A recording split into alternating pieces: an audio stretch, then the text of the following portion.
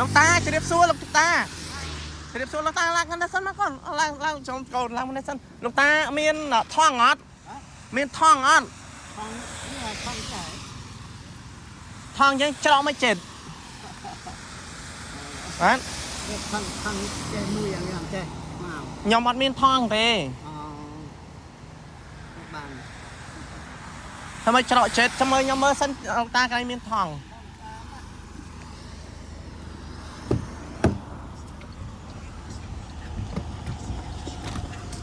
អត់មានទេលោកតា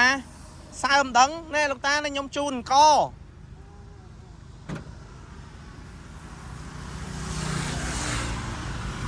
ណែលោកតា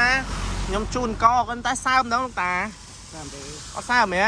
មកទឹកទៅលើប្រយ័ត្នដាច់ថងមាត់ទៅមិនទៅបាទរ៉េតចាយបាទមួយថ្ងៃបានប៉ុន្មានបានពីក្រុងមួយថ្ងៃបាន2ក្រុង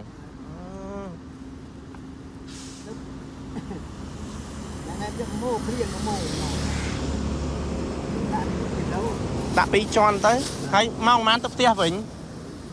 មកបានហើយមក3បាទ3ហើយតែទីវិញបានទៅរត់เต็มផាប់ទីនៅពេលនេះទៅនេះអូទៅផ្ទះវិញហ៎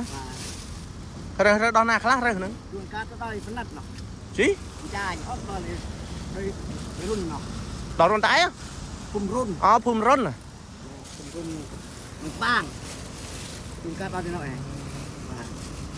ទឹកចិត្តចៅបានតែ5គីឡូប៉ុណ្ណេះឯងលោកតាបាទបាទសាធុឲ្យលោកតារើសអេតចាយក៏ពូនក៏បកទៅលោកតាវិញឲ្យលោកតារេចាយបានច្រើនបាទ